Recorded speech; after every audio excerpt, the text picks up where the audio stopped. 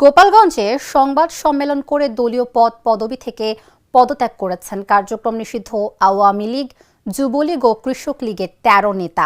শনিবার বিকেলে Tungipara press club ও মুকসুদপুর উপজেলার দক্ষিণ জলিরপাড় সরকারি প্রাথমিক বিদ্যালয় মাঠে আলাদা আলাদা সংবাদ সম্মেলন করে পদত্যাগ করেন তারা। শনিবার বিকেলে টুঙ্গিপাড়া প্রেস ক্লাবে অনুষ্ঠিত সংবাদ সম্মেলনে লিখিত বক্তব্য পাঠ করেন টুঙ্গিপাড়া পৌর আওয়ামী লীগের সদস্য অ্যাডভোকেট আবুল কালাম আজাদ। তিনি বলেন, আওয়ামী লীগের আদর্শের সাথে তাদের আদর্শের কোনো মিল নেই, যার কারণে তারা স্বেচ্ছায় আওয়ামী লীগের রাজনীতি ও দলীয় পদ থেকে পদত্যাগ করেছে। আওয়ামী লীগের সাথে তাদের কোনো সম্পর্ক নেই। অপরদিকে মুকসুদপুর উপজেলার দক্ষিণ জলিরপাড় সরকারি প্রাথমিক বিদ্যালয়ের মাঠে অনুষ্ঠিত সংবাদ সম্মেলনে ১০ জন নেতাকর্মী পদত্যাগ করেন। তাদের স্বাক্ষরিত লিখিত বক্তব্য পাঠ করেন জলিরপাড় ইউনিয়ন আওয়ামী লীগের ক্রীড়া বিষয়ক সম্পাদক সাগর বাগচি। তিনি বলেন, শনিবার তারা সবাই আওয়ামী লীগের সকল পদবি ও কর্মকাণ্ড ত্যাগ করেছেন। তাদের সাথে আওয়ামী লীগের কোনো সম্পর্ক থাকবে না। জলিরপাড় ইউনিয়ন আওয়ামী লীগের ৭ ও ৮ নং ওয়ার্ডের বিভিন্ন পদ এবং পদবিতে এতদিন ছিলাম এবং জলিরপাড় ইউনিয়ন আওয়ামী লীগের পদবিতে ছিলাম।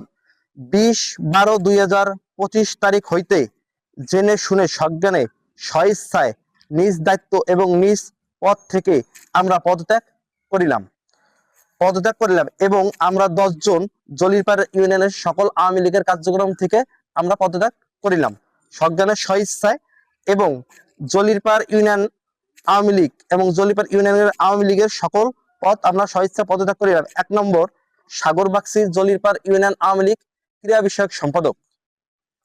রুহুল আমিন শেখ, জলিরপাড় ইউনিয়ন ৭ নং ওয়ার্ডের সিনিয়র সহসভাপতি। অভি বাগচি, জলিরপাড় ইউনিয়ন ৮ নং ওয়ার্ডের সিনিয়র সহসভাপতি। বিদ্যুৎ বাগচি, জলিরপাড় ইউনিয়ন ৮ নং ওয়ার্ডের সহসভাপতি। শ্যামল বাগচি, জলিরপাড় ইউনিয়নের সাংস্কৃতিক বিষয়ক সম্পাদক। শিশির বাগচি, জলিরপাড় ইউনিয়নের ৮ নং ওয়ার্ডের আওয়ামী লীগের সদস্য। নরেশ গোলদার, জলিরপাড় ইউনিয়ন ৮ নং ওয়ার্ডের সাধারণ সম্পাদক। হৈসাদ বাগচি, জলিরপাড় ইউনিয়ন ৮ নং ওয়ার্ডের সদস্য। নির্মল বাগচি, জলিরপাড় ইউনিয়ন ৮ নং ওয়ার্ডের সদস্য এবং আরেকজন নির্মল বাগচি, সেও জলিরপাড় ইউনিয়ন ৭ নং ওয়ার্ডের সদস্য। আমি রাজনৈতিক সচেতন হওয়ার পর থেকেই বাংলাদেশ জাতীয়তাবাদী দল বিএনপির আদর্শে বিশ্বাস করি এবং বিএনপিকে আন্তরিকভাবে ভালোবাসি। বিগত আওয়ামী লীগ সরকারের সময় আমাকে বিভিন্ন নির্যাতনের হাত থেকে সেভ করার জন্য অতি উৎসাহী কিছু লোক আমার সাথে কোনো প্রকার যোগাযোগ না করে আমাকে টুঙ্গিপাড়া পৌর যুবলীগের সহসভাপতি পদে নির্বাচিত করে, কিন্তু এই ব্যাপারে আমি কোনো কিছু অবগত ছিলাম না এবং কোনো রাজনৈতিক প্রোগ্রাম বা কোনো প্রকার কর্মসূচিতে আমার কখনো সক্রিয় অংশগ্রহণ ছিল না। যেদিন টুঙ্গিপাড়া পৌর যুবলীগের কমিটি করা হয় তার পরের দিনই আমি ঢাকা থেকে আমি একটা কোম্পানিতে চাকরি করতাম। আমি তার পরের দিনে সেই পদত্যাগপত্র জমা দেই, কিন্তু তারা আমার পদত্যাগপত্র গ্রহণ করা সত্ত্বেও আমি জানতে পেরেছি আমার নামটি সেই কমিটি থেকে কাটা হয়নি। আমি অত্যন্ত সচেতনভাবে আজকে টুঙ্গিপাড়া প্রেস ক্লাবে এসে সজ্ঞানে এবং নিজের উপস্থিতিতে আবারও পদত্যাগপত্র ঘোষণা করছি।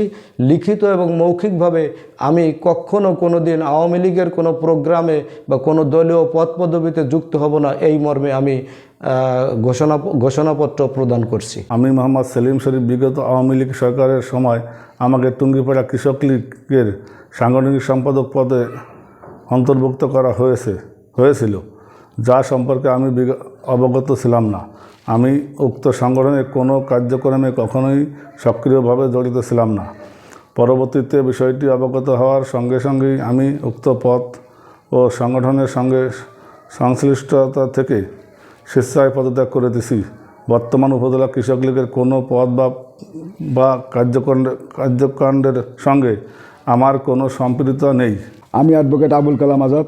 বিগত আওয়ামী লীগ সরকারের সময় আমাকে টুঙ্গিপাড়া পৌর আওয়ামী লীগের সদস্য পদে অন্তর্ভুক্তি করা হয়েছিল, যা আমি অবগত ছিলাম না। আমি উক্ত সংগঠনের কোনো কার্যক্রমে কখনো সক্রিয়ভাবে জড়িত ছিলাম না। পরবর্তীতে বিষয়টি অবগত হওয়ার সঙ্গে সঙ্গেই আমি উক্ত পদে ও সংগঠনের সঙ্গে সংশ্লিষ্টতা থেকে স্বেচ্ছায় পদত্যাগ করছি। বর্তমানে পৌর আওয়ামী লীগের কোনো পদ বা কর্মকাণ্ডে আমার সম্পৃক্ততা নেই।